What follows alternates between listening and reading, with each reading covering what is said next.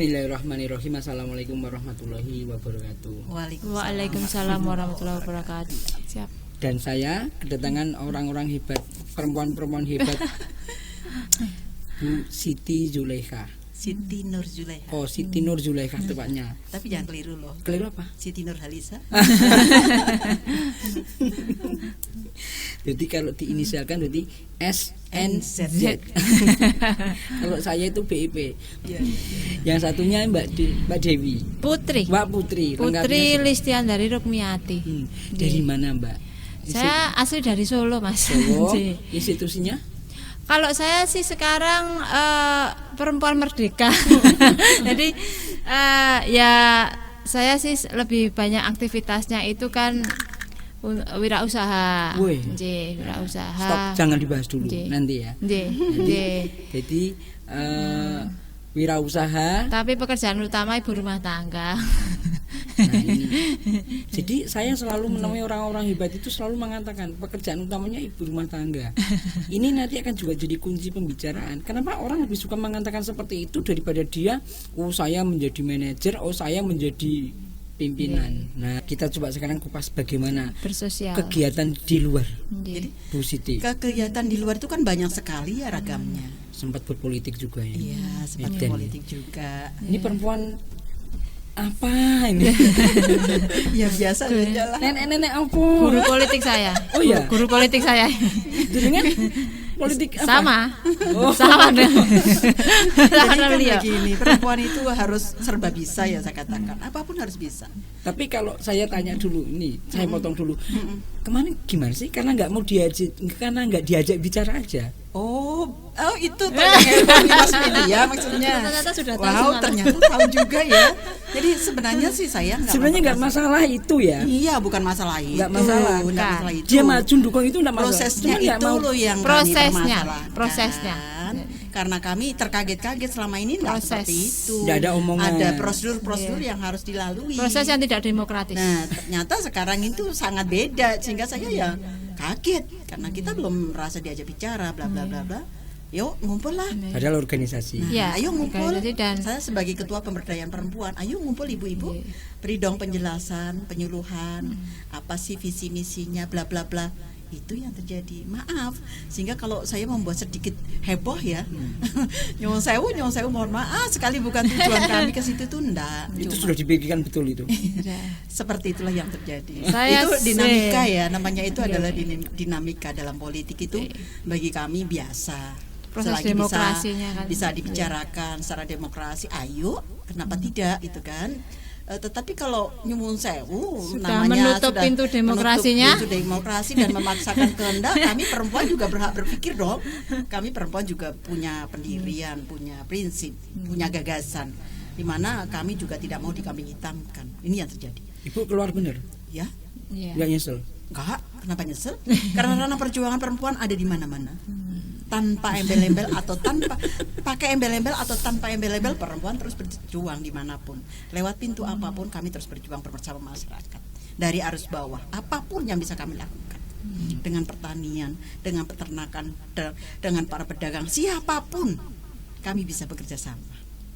Pada saat ibu mengatakan keluar gitu, mereka juga biasa aja. Ya, kaget, enggak. Jadi gini, Mas, jadi gini. Awalnya proses itu memang sudah tidak demokratis dari awal. Kebetulan saya kan sebagai wakil ketua, posisi saya wakil ketua. Kalau saya wakil ketua bidang pengkaderan, jadi kan saya lebih banyak berhubungan dengan kader-kader di grassroots, baik kader laki-laki maupun perempuan, dan kebanyakan kader laki-laki. Jadi ketika saya ditempatkan dulu setelah proses awal reorganisasi jadi wakil ketua bidang pengkaderan, itu saya ya itu tadi, saya kembali ke antara tidak mau dan tidak bisa. Saya berusaha bisa. Sudah, itu kata-kata saya, jangan dicatat. Jadi saya bayar royalti.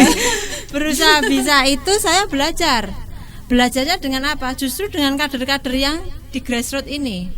Mereka mayoritas lebih senior dari saya.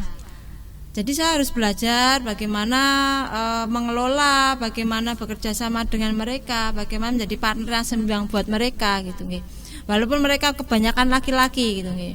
Saya kadang memang harus bersikap bukan perempuan ya, kadang saya harus bersikap tegas pada mereka. Ibu yakin dia perempuan? Perempuan kan harus 30% loh perempuan. Harus 30% loh perempuan. Jadi saya harus bersikap 30% tegas ya tidak bisa dong. tapi juga begitu. harus bersikap sebagai seorang perempuan karena saya seorang perempuan. Nah, selama proses hampir 5 tahun ini saya banyak sekali melakukan proses yang lebih banyak ke maskulin ya, lebih banyak proses di politik yang maskulin karena saya terjun langsung ke lapangan berhadapan dengan mereka. Nah, selama 5 tahun kan saya banyak belajar keluhan-keluhan kader di bawah, kemudian aspirasi mereka dan sebagainya. Selama hampir satu periode itu memang proses demokrasinya mulai berkurang, bukannya bertambah gitu loh. Semakin menurun dan itu kualitasnya juga semakin berkurang sampai akhirnya puncaknya adalah ini penetapan yang sangat esensial gitu loh. Tapi tidak ada proses demokrasi yang terbuka, tidak ada proses demokrasi yang kader di bawah dilibatkan. Banyak keluhan, banyak dari kader di bawah itu banyak permasalahan yang timbul. Itu kan nanti akan mempengaruhi jalannya ke depan. Karena kita harus visioner kan melihatnya ke depan, bukan hanya sekarang saja. Lah kalau dari sekarang awalnya pondasinya aja sudah banyak keroposnya, terus ke depannya bagaimana bangunan ini? Kan ini harus diperbaiki dulu, bukannya langsung ke sini. Ini kan prosesnya, ini belum diperbaiki, ini sudah berdiri. Nah, padahal yang diberitakan itu tidak seperti itu. Jadi justru yang diangkat tidak setujunya. Loh, setuju dan tidak setuju itu nanti. Kenapa? Saat ini baru Covid, kami itu para ibu itu baru konsentrasi ya. Bagaimana kita membantu masyarakat arus bawah untuk menyikapi Covid ini. Mereka yang tadinya pekerja banyak yang di PHK, mereka yang tadinya harus siap ini itu terjadi harus seperti ini misalnya. Bagaimana kita menghadapi para ibu yang panik dengan kondisi yang panik, kita baru mengolah bagaimana mengatasi psikologi ibu yang begitu mencekam, begitu ketakutan. Nah, inilah tugas kami. Kami biasa itu yang namanya belusuan dari kampung-kampung, dari gang ke gang, hanya memberikan penyuluhan dengan cara kami. Ini, nah ketika terjadi seperti ini, kami melakukan tugas kami. Untuk berbicara tentang itu, kami masih sangat dini bagi kami. Karena apa? Pertama sekali lagi, kita belum diajak musyawarah khusus. Yang kedua, kita ayolah temukan, sampaikan visi misinya apa. Komitmennya, kalau itu programnya. Memang ini nanti bermanfaat untuk masyarakat luas, masyarakat Solo khususnya. Kenapa tidak? Kan belum Jadi disampaikan. sebenarnya tidak masalah. Tidak masalah, cuma kan tidak disampaikan. Nah, ini yang mungkin Langsung ditetapkan. Nah, langsung penetapan dari pusat ini yang mungkin kami merasa kecewa ya, kenapa ini sistem demokrasinya kok nggak jalan. Jadi pagi saya juga sempat ketemu. Terus tak wawancara gitu. Ini kantornya Mas loh. Oh iya. Nyuwun sewu kalau saya sekali lagi saya mohon maaf, saya sedikit membuat kegaduhan bukan tujuan apa-apa. Tapi kami para perempuan juga punya prinsip, sebenarnya punya sih pendapat kita, ya. Ayo, karena kita ini harus seimbang. Jadi, apa artinya saya dijadikan ketua pemberdayaan perempuan kalau kami tidak boleh berbicara? Ini yang kami sampaikan. Kalau ditanya bagaimana sih awalnya berpolitik? Berpolitik itu sangat saya katakan bagi perempuan sangat terjal. Karena tanpa politik kita tidak bisa apa-apa. Kita berteriak-teriak di luar tanpa wadah politik tidak bisa apa-apa. Maka saya sebagai perempuan saya ingin sekali menyumbangkan pikiran saya, tenaga saya masuk di ranah politik. Kenapa? Biar saya bisa untuk menyampaikan apa yang menjadi gagasan masyarakat, apa yang menjadi gagasan para ibu. Bagaimana kami bisa menjembatani antara para ibu dengan para bapak dan para beliau-beliau yang di atas, sehingga terjadi satu kesinkronan, satu kesinergian yang harmonis. Itu yang kami harapkan. Kalau saya sih awalnya berpolitik karena lebih ke advokasi kebijakan ya, karena ketika di Lembaga Bantuan Hukumnya Aisyah Jawa Tengah itu saya selalu ditempatkan di bidang advokasi kebijakan. Nah, advokasi kebijakan itu hubungannya adalah dengan eksekutif, legislator, kemudian yuridis ya, yang aparat penegak hukum. Nah, ini hubungan dengan advokasi kebijakan itu lebih banyak ke lobby.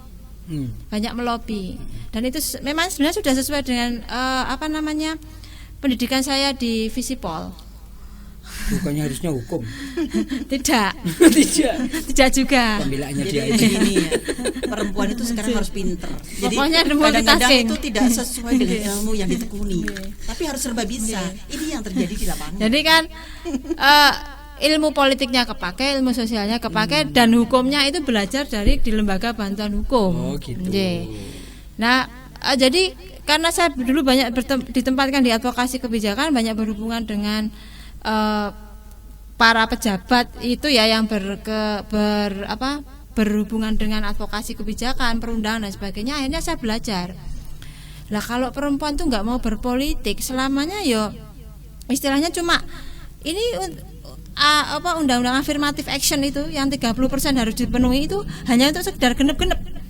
Pokoknya partai kudu ana 30%, pengurusnya 30% yang nyalek bisa maju pemilu. Tapi nggak memperhatikan 30% ini pokoknya mau cuma hanya ditempatkan aja atau untuk belajar untuk berproses berpikir bersama.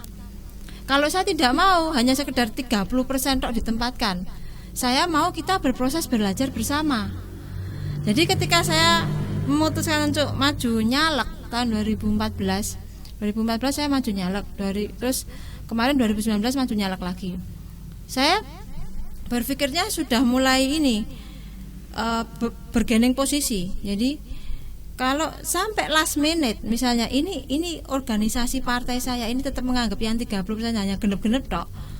Saya bilang, satu hari menjelang pendaftaran di KPU, ayo kita mundur semua yang perempuan. Apa yang terjadi? Apa yang terjadi ketika satu hari menjelang penutupan KPU daftar, kita mundur semua 30%. Bisa nggak partainya maju pemilu? Enggak. Nah, itu jadi bergandeng posisi kita sebenarnya. Berpolitik itu sangat bagi perempuan berpolitik itu sangat terjal ya, nggak mudah. Tetapi perempuan tetap kekeh karena punya misi yang jelas, tujuan yang jelas. Ini yang terjadi. Apapun yang terjadi, perempuan adalah pegang peran. Bagaimana kalau perempuan itu lepas tangan? Tak bisa. Tetapi yang bapak-bapak ini biasanya nggak mau loh kehilangan kursi. Ini yang terjadi. Sehingga terjadi disharmoni, terjadi tidak seimbangan mutu. Ini yang terjadi. Tenang. Jadi di sini masih ada kursi 3, nanti bisa kita hadirkan lagi. Bukan itu sebenarnya. Oh, bukan. Nah, kalau di luar rumah tangga, kemudian di partai, aktivitasnya apa lagi? Oh, saya boleh. Saya banyak sekali yang bisa saya kerjakan. Saya mengampu adik-adik UMKM. Kemudian saya mencoba bersama-sama ibu-ibu para petani sayur. Saya mencoba bersama para peternak. Saya mencoba bersama masyarakat, para kelompok tani dan sebagainya. Itu saya lakukan. Saya mencoba memberikan penyuluhan-penyuluhan kesehatan di tengah masyarakat. Saya mencoba memberikan ilmu yang saya miliki untuk masyarakat tanpa embel-embel apapun karena keikhlasan. Kalau di pendidikan udah ditinggal ya? Pendidikan jalan terus. Oh, jalan. Saya mengelola juga salah satu pendidikan yang sudah saya serahkan pada yayasan. Tak usah sebutkan dong. Nanti kira saya ada sesuatu. Nggak apa-apa, boleh. Jadi saya merintis pendidikan Al Khair ya, yang ada di Timuran itu tahun 98. Itu udah cerita belum? 20 tahun yang lalu ketemu baru sekarang. Nah. Dulu saya diundang. Iya betul, di Al Khair ya. Udah dicerita? Iya betul, belum cerita. Saya diundang jadi pembicara 20 tahun yang lalu. Di Al Khair. Iya, waktu itu seminar sama Kak Seto yang menyerahkan sertifikatnya itu juga beliaunya. Habis itu belas nggak ketemunya itu tujuh kesini. Lucu. Dan ngertinya ya pas di sini. Mengulang memorinya di sini. Iya. Tapi di bawah belum ketemunya di sini nih. Jadi sebagai saya selaku pengamat pendidikan ya. Jadi pemerhati pendidikan boleh saya katakan begitu. Saya mungkin boleh berbicara ya. Saat ini memang kita tidak mudah ya menghadapi situasi saat ini. Ketika Covid ini dinyatakan belum selesai. Ini kan bingung kita ya orang tua. Bagaimana menyikapinya? Kalau kita langsung tatap muka apa yang terjadi. Tapi kalau dengan online terus bagaimana yang terjadi? Itu kalau lingkungan kita. Bagaimana dengan pedalaman? Nyun Sewu nih banyak kasus dan keluhan. Jadi orang tuanya gaptek tidak tahu namanya Android. Anaknya 3 masih SD semua. HP-nya cuma 1. tidak ada sinyal lagi. Sampai ada kasus yang orang tua mencuri handphone. Nah, itulah. Jadi ini sangat memprihatinkan. Mudah-mudahan kita berdoa COVID ini segera lari, segera selesai, kita segera new normal, kembali normal semuanya biar indah dan semuanya bisa berbagi peran kembali dengan sebaik-baiknya. Kan Tapi gitu. di sisi lain ada yang teman-teman influencer Iya. yang punya usaha digital itu bahkan sekarang, oh jangan dulu. Iya, Iya, karena karena itu mereka diuntungkan, penghasilan mereka di situ. Mengelola informasi menjadi menakutkan itu Tapi kan. memang mau tidak mau itu akan terjadi satu lompatan yang luar biasa. Iya. Karena Iya. kemajuan teknologi siap nggak siap pasti Harus kita ada siap. Ya, lompatan terjadi. yang seperti itu. Ini jadi tidak bisa lagi kita berpikir seperti kemarin. Iya. Apapun itu harus siap. Karena memang dunia menghadapi seperti itu. Tidak hanya Indonesia, kan begitu. Kalau Mbak Putri kegiatannya Kalau apa? saya saat ini fokus itu memang ke pendampingan UMKM. Jadi saya punya komunitas UMKM yang saya dampingi, dan dalam kondisi Covid itu awalnya ya kita tahu lah UMKM itu seperti apa nggih. Mereka modal tidak banyak, usaha juga usaha kecil. Begitu Covid semuanya dihentikan, semuanya tidak ada event, tidak boleh berjualan, tidak bisa dibayangkan modal mereka cuma sedikit. Kalau sampai 1 bulan tidak berjualan, mereka harus Nggak makan makan. apa? Akhirnya kita saya punya ide. Awalnya saya punya ide, udah deh teman-teman UMKM, produknya yang kemarin sudah terlanjur diproduksi, yang masih bisa dijual saya jualkan. Karena teman-teman saya di kota-kota besar yang terlockdown itu kan nggak bisa kemana-mana, tapi ekspedisi masih bisa jalan. Nah, Iya. ini akhirnya kan jadi Gojek, apa? Jalan. Gosen, nah, itu masih Gosen juga jalan. bisa jalan. Nah, Grab juga bisa kita sebut semuanya nanti nggih, kan Giri. jadi itu akhirnya jadi sebuah peluang. Oh iya ya, jadi jangan menyerah, jangan berhenti berusaha, walaupun kita mungkin secara ekonomi tidak naik, tetap stagnan, tapi akhirnya justru ide saya ini kemudian ditangkap teman-teman. Mereka memproduksi, saya yang reseller. Saya tawarkan ke teman-teman yang di kota-kota besar yang tidak bisa pulang. Lah, puncaknya pas Lebaran kemarin mereka nggak bisa pulang, tapi mereka pengen ya biasanya kan kalau pulang bawa oleh-oleh saudara lainnya, orang tuanya. Dah gini aja Put, saya pesen ini 1 paket, kirim ke sana. Dan ada wadahnya loh sekarang. Iya. Jadi berkat Iya. COVID ini akhirnya Jadi kan- justru satu gagasan lahir ya. Jadi Gaduk lagi sama ini Bu Zuleka. ketemu lagi nih, kita punya wadahnya Mbak Putri. Saya mendirikan Bengawan Jayaman dalam rangka untuk mewadahi Produknya, teman-teman produk-produk teman-teman UMKM. Mereka kebanyakan kan bisa produksi tapi memasarkannya kemana? Susah. Nah, alhamdulillah Iya. terima kasih Pak Bambang.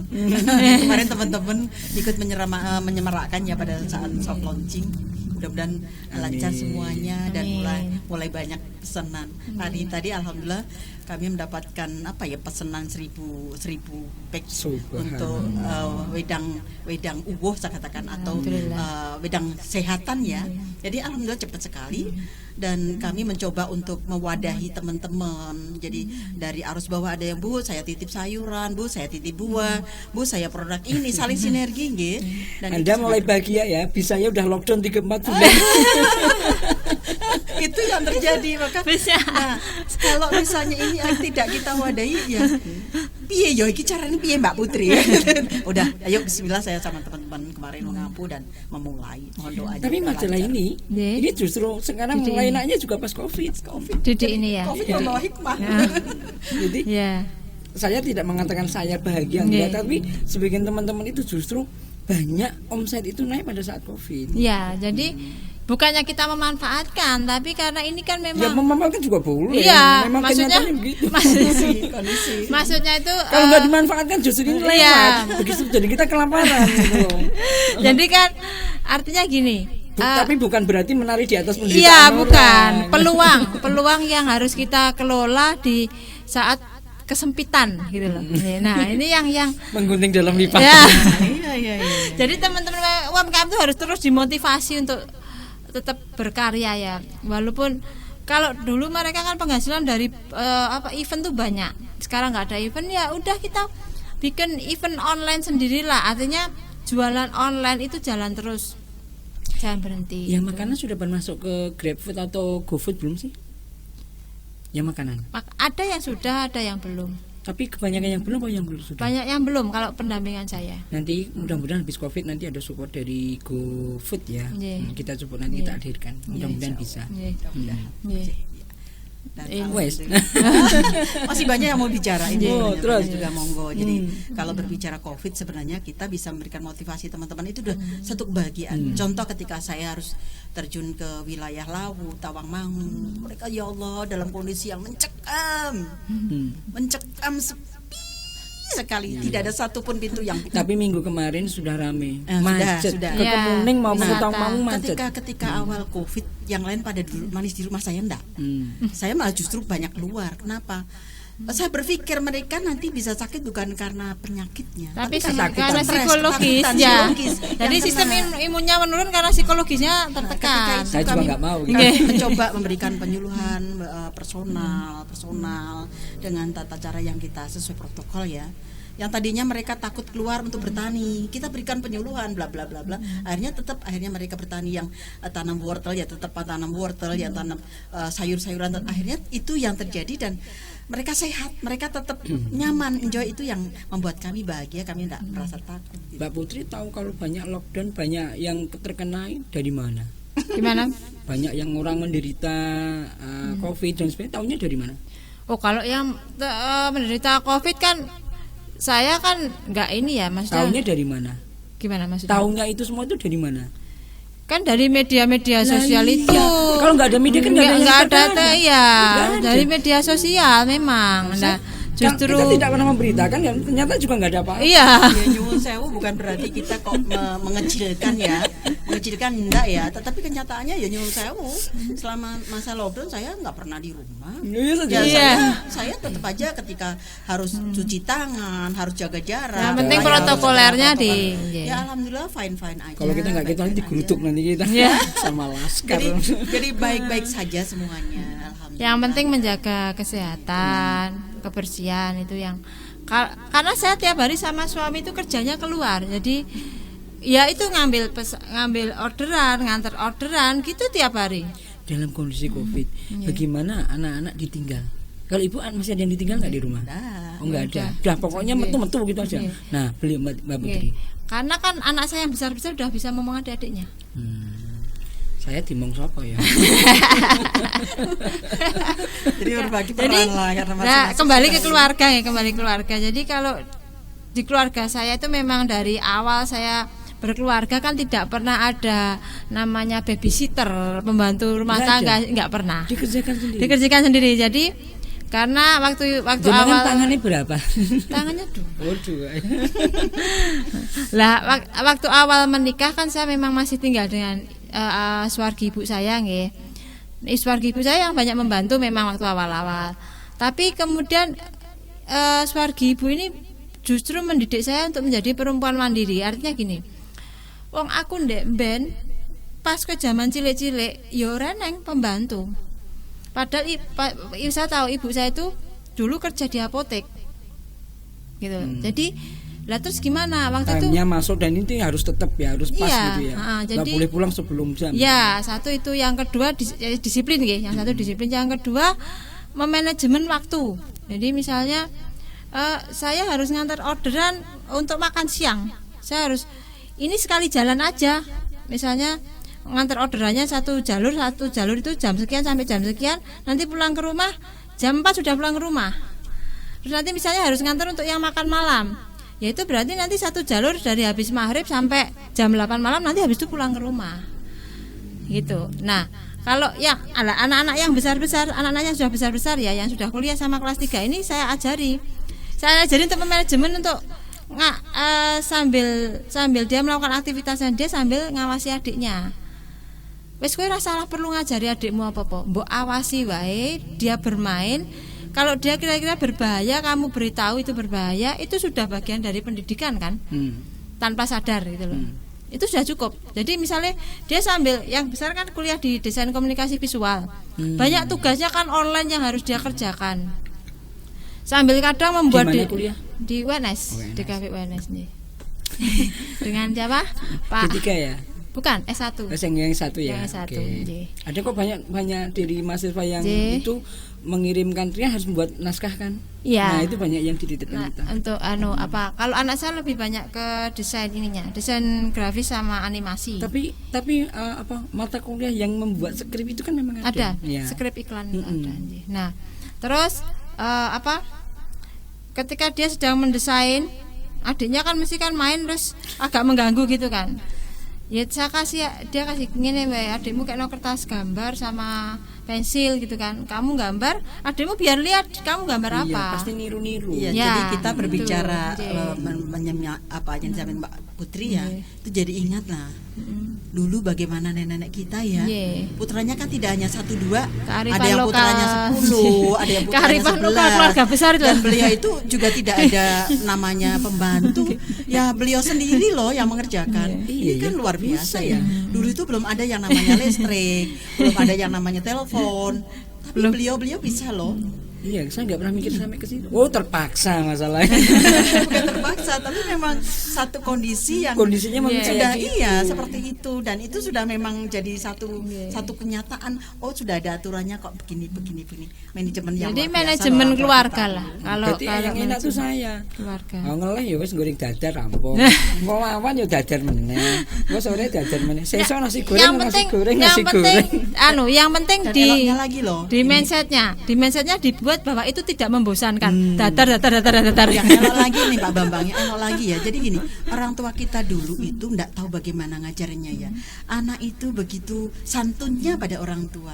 Kalau orang tua melihat anak itu udah tunduk, berarti salah. Luar biasa kan? Sekarang beda, Bu. Jadi sekarang itu gimana yang saya katakan?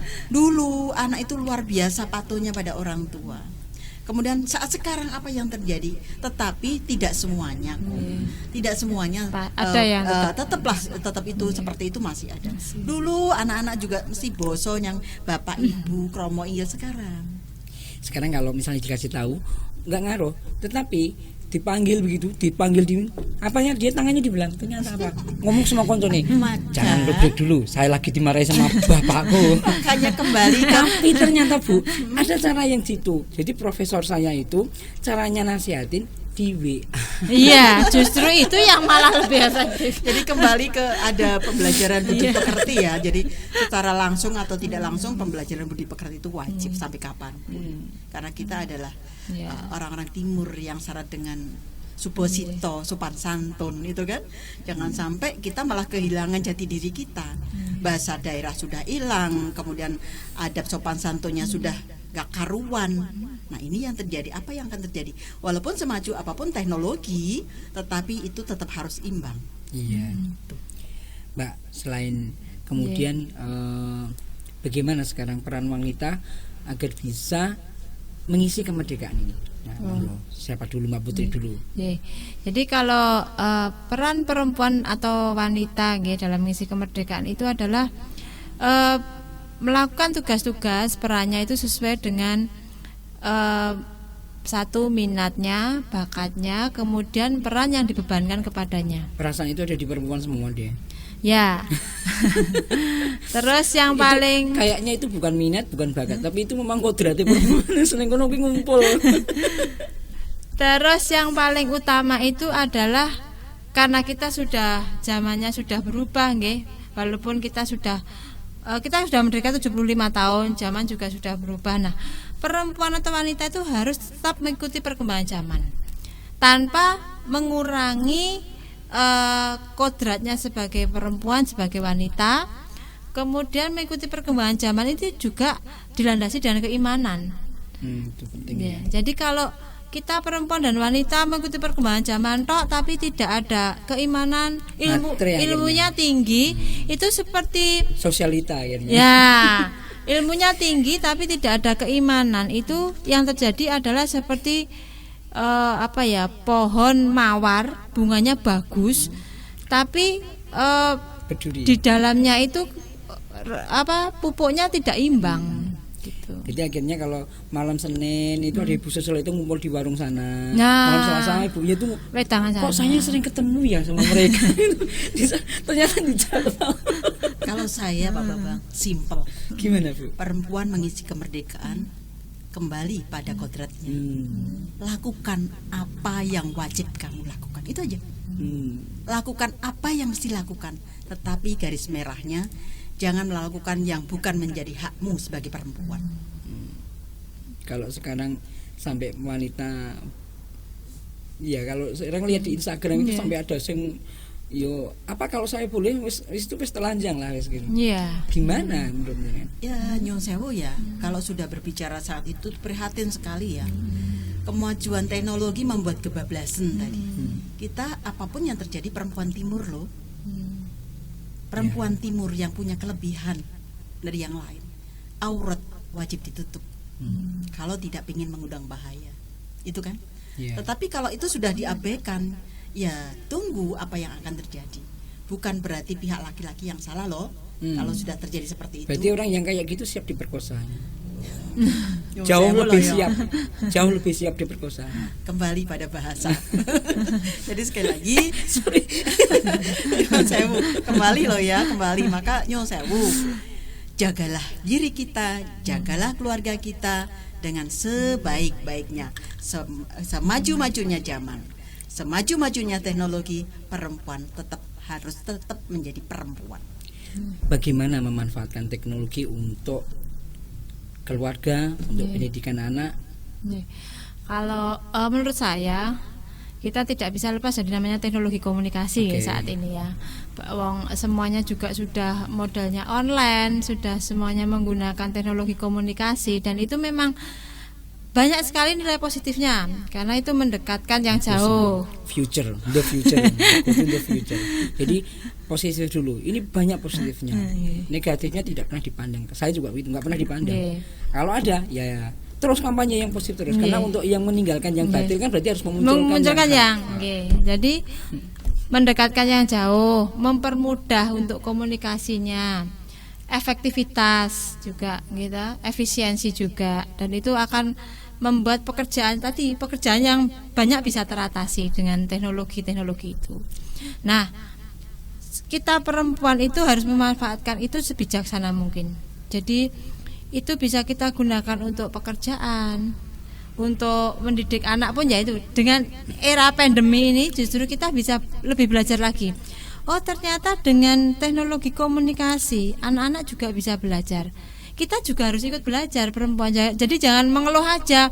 Kalau saya lihat di Facebook atau di Twitter atau macam-macam, banyak ibu-ibu yang saya bukan seorang guru loh. Memang ibu itu bukan seorang guru. Secara tidak langsung kan orang tua itu guru. Iya, memang ibu itu bukan seorang guru, tapi madrasah yang utama itu di rumah. Di keluarga, ya. Lah, kalau bagaimana biar bisa? Ya belajar bersama dengan anaknya. Harus bayar kok. Lah, itu dia. Ketika kita berbicara tentang membayar itu tadi kembali ke politik advokasi kebijakan. Aduh, abot ini. Lah kalau sudah mulai membayar itu kan sebenarnya bisa dikomunikasikan dengan pihak sekolah. Padahal kalau misalnya SPP itu semuanya dihitung, itu tidak akan pernah cukup untuk bagaimana pendidikan itu yang diberikan kepada anak. Iya. Itu tidak akan terbeli ya. Belum cukup. Ya, kalau sama Pak Bekti memang kulino ya. Baik ya. Iya, kalau iya. Pak Anam Sutopo, kenal nggak? Kalau Pak Anam saya belum. Kalau Pak Anam belum. Muhammadiyah juga. Kalau Pak Anam belum. Kalau Aisyah, Stikes Aisyah yang sekarang jadi universitas. Dengan Bu Juni? Ini. Dian. Budian Tantowi di PKU, Stikes PKU Budian. Jadi saya satu majelis dengan Budian Tantowi. Di PDA dulu yang periode yang kemarin di Majelis Hukum HAM. Sekarang saya di Lembaga Pendidikan dan Pengembangannya Aisyah PDA Solo. Yang lembaga hukumnya Aisyah Jawa Tengah, saya ketika ada anak kecil-kecil dan yang satu ternyata sudah ditegakkan autisnya, saya resign. Karena dulu saya ndampingi se-Jawa Tengah. Saya sering meninggalkan rumah itu ndampingi kasus se-Jawa Tengah. Itu kalau nggak ada komunikasi sinkron dengan suami saya, itu yang terjadi adalah KDRT. Jadi kita harus saling komunikasi terus. Saya besok harus dampingi kasus ke Semarang. Ya, kalau suami jadi saya kayak pengacara ya. Pendamping paralegal. Jadi saya lebih ke ini mendampingi klien karena bahasa hukum itu mereka tidak paham kan. Jadi harus ada mediator yang memberikan pengertian, oh ini maksudnya tuh seperti ini, diawamkannya seperti ini. Jadi saya memediatori antara kuasa hukum dengan klien. Kemudian memediatori ketika kuasa hukum harus mengakses kebijakan. Itu.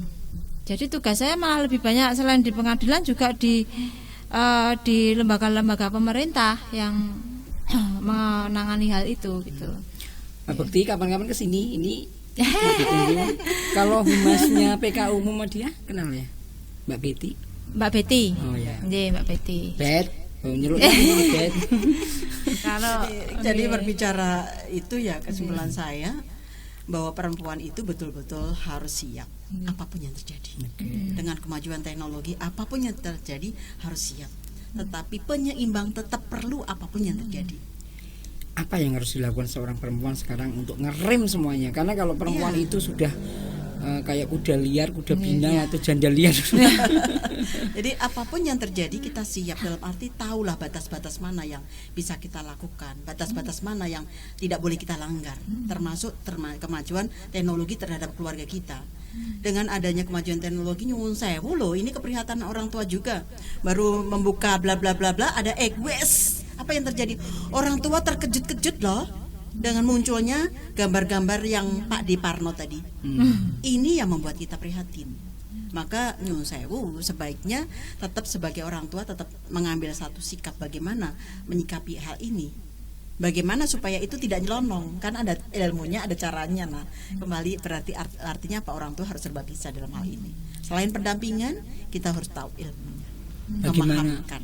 Bagaimana mendasari apa sih, mempondasi anak biar mereka bisa ngerti apa yang harus dia kerjakan dengan positif. Jadi gini, ini keluarga jenengan aja. Kalau saya sendiri ya. Jadi kita tidak perlu melarang kok. Biarin aja. Mereka tahu jebret. Dia akhirnya nutup mata sendiri kok. Ih tahu. Astagfirullah. Gini. Iya, astagfirullah gitu kan. Akhirnya dia tahu mana yang ini boleh, mana yang enggak boleh. Ini enggak boleh seperti ini. Ini boleh. Itu yang terjadi. Yang perlu kita tanamkan pada keluarga kita. Sehingga mereka walaupun kita tidak perlu melarang kok. Semakin dilarang kan anak itu akan semakin taunya tinggi kan. Ada sebuah riset dari teman di media cetak nasional, bahkan di awal-awal kemunculan internet memang para wartawannya ya bukanya itu, tapi lama-lama terus turun dia grafiknya kan kelihatan. Karena dia lebih banyak cenderung untuk kerja. Fokusnya ke kerja. Nah, orang aduh meli karo bose. Beritanya nggak masuk sesuai deadline. Ya kalau saya pribadi ya, untuk anak-anak saya sih pengawasan dan tadi proses belajar bersama. Jadi walaupun boleh nggak saya katakan pendampingan? Ya, pendampingan itu boleh lah. Itu juga keseimbangan. Dan yang jelas itu tadi belajar bersama, menjadi teman belajarnya anak-anak. Saya lebih suka menjadi teman belajarnya anak-anak, karena kalau kita jadi teman belajar itu kan diskusi modelnya, tidak saling memerintah. Dan digarap itu kan malah bocah malah garap malah. Tapi kalau kita menjadi teman diskusi kan kita ada hal-hal yang terus dipelajari terus bersama, secara bersama-sama. Jadi misalnya yang sederhana, misalnya pekerjaan rumah. Saya meminta tolong anak saya yang besar, Mbak tolong tahunya digoreng dulu, ibu tak ngajari adiknya dulu misalnya. Dia proses goreng tahu kan awalnya kan pasti ada yang awal proses mesti ada yang keliru. Begitu yang keluar adalah tahu kosong. Asin. Tahu apa namanya? Tahu bacem kebangetan. Tahu gosong. Yang gosongnya itu. Terus, iki mau karepmu masak apa ya, Mbak? Tahunya tak goreng. Nek ketok gini gegeden gitu kan.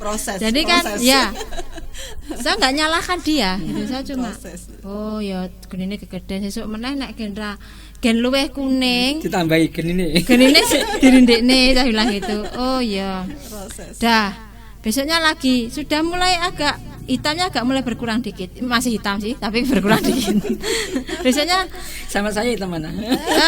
Hitam tahunya ya. Jadi itu kan proses biar dia tahu sendiri. Oh ternyata komposisi apinya itu sekian. Terus bapaknya ngincipi, ketoknya dhewe keluwihan uyah ya nang omah. Kayak gitu. Oh, dia ngincipi. Kasinen yo. Lah nek nurut kowe kasinen ora, kasinen. Oh iya, besok dia akan belajar. Oh, kemarin garamnya harus dikurangi. Nah, proses belajar ini yang saya tidak mau menyalahkan ketika dia melakukan kesalahan di awal. Yang terjadi adalah coba kalau hal seperti itu baik enggak? Bener enggak? Seperti itu. Karena pernah anak laki-laki saya yang nomor 2 itu karena dia aktivis di sekolah nggih. Kadang pulang melebihi jam waktu.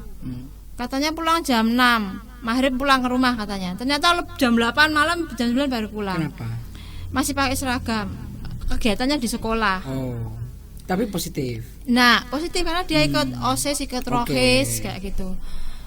Tapi saya ngecek ke gurunya, ngecek ke penjaga sekolahnya. Jadi saya ngecek tanpa sepengetahuan dia. Jadi ketika dia pulang, Ini pembicara ini dia tahu sebelumnya. tahu kayaknya. Karena sudah terjadi sehari-hari. Oh. Jadi kowe bar saka ngendi? Saka sekolahan. Oh ya wis. Karena saya tahu, saya ngecek. Tapi kalau dia mulai tidak mau memandang saya ketika bicara, kemudian dia bicaranya mulai berbelit-belit. Nah, ini pasti ada sesuatu. Tapi kalau dia ditanya memandang saya, jawabnya ya biasa aja, nada bicara biasa aja, ya itu udah berarti gitu. Ya, Nggih. seru banget. Seru banget. Asik. Nah, tapi waktunya kita harus fokus dulu. Mungkin insya Allah suatu saat harus ketemu lagi untuk yang lebih detail lagi. Intinya kan untuk kemaslahatan. Dan mudah-mudahan bisa menginspirasi dan memotivasi lebih banyak orang lagi. Amin. Selagi mudah-mudahan bermanfaat dan assalamualaikum warahmatullahi wabarakatuh. Waalaikumsalam.